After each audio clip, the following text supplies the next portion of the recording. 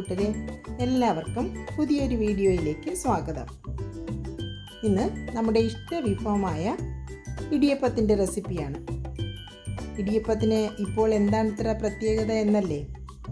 നമ്മുടെ സാധാരണ ഇടിയപ്പം തന്നെയാണ്, പക്ഷെ ഉണ്ടാക്കുന്നതിൽ ചെറിയൊരു വ്യത്യാസം.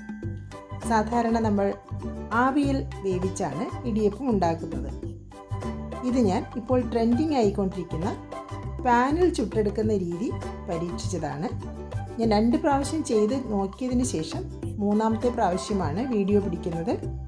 അത് നിങ്ങളുമായി ഷെയർ ചെയ്യാം. ആദ്യമായി ഞാൻ 1.5 കപ്പ് വറുത്ത അരിപ്പൊടി എടുത്തിട്ടുണ്ട്. ഇത് ഞാൻ വീട്ടിൽ തന്നെ തയ്യാറാക്കിയ അരിപ്പൊടിയാണ്. ഇതിൻ്റെ റെസിപ്പി ഞാൻ അപ്ലോഡ് ചെയ്തിട്ടുണ്ട്. അപ്പോൾ അതിലേക്ക് ആവശ്യത്തിന് ഉപ്പിട്ടു. കൂടെ തന്നെ 1 സ്പൂൺ നെയ്യ് കൂടി ചേർക്കുന്നു. നെയ്യ്ക്ക് പകരം വെളിച്ചെണ്ണയാകാം, വേണ്ടെങ്കിൽ സ്കിപ്പ് ചെയ്യാം. ഇത് കുഴച്ചെടുക്കുന്നത് തിളച്ച വെള്ളത്തിലാണ്. വെള്ളം തിളപ്പിച്ച് മാവിലേക്ക് ഒഴിക്കുകയാണ് ചെയ്യുന്നത്. ഞാനിപ്പോൾ തിളച്ച വെള്ളം 2 കപ്പ് അളവ് അളന്ന് വെച്ചിട്ടുണ്ട്. അത് കുറേശ്ശെ ഒഴിച്ച് കുഴച്ചെടുക്കാം. ഒരു തവി കൊണ്ട് നന്നായിട്ട് ഇളക്കി യോജിപ്പിക്കാം. നല്ല ചൂടുണ്ട്, തിളച്ച വെള്ളമാണല്ലോ. വെള്ളം കുറേശ്ശെ ഒഴിച്ച് ഇളക്കി യോജിപ്പിക്കാം. കുറച്ച് കഴിയുമ്പോൾ ചൂട് വിട്ട് വരുമ്പോൾ നമുക്ക് കൈകൊണ്ട് അതിനെ മിക്സ് ചെയ്ത് യോജിപ്പിച്ചെടുക്കാം.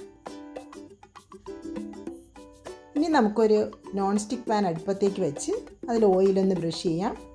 സേവനാഴിയിൽ മാവെടുത്ത് ഡയറക്റ്റായിട്ട് തന്നെ പാനിലേക്ക് ഇടിയപ്പം ചുറ്റിച്ചു കൊടുക്കാം. അപ്പോൾ ഇതിൽ കുറച്ച് കനം കുറച്ച് പരത്തുന്നതാവും നല്ലത്. ഞാൻ ചെയ്തതിന് കുറച്ച് തിക്നെസ് ഉണ്ട്.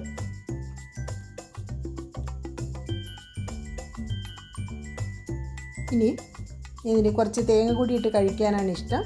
കുറച്ച് തേങ്ങ കൂടി ചേർക്കുന്നു. ഇനി അതിനെ തേങ്ങ കവർ ചെയ്യാനായിട്ട് ഒന്നുകൂടി മാവ് ചുറ്റിച്ചു കൊടുക്കുന്നു.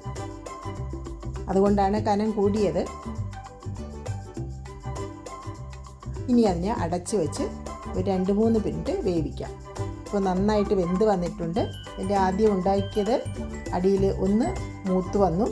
ബാക്കിയുള്ളത് ഞാനത് അഡ്ജസ്റ്റ് ചെയ്താണ് ചെയ്തത്. ആദ്യത്തേന് കുറച്ച് സമയം കൂടിപ്പോയി തുറക്കാനായിട്ട്.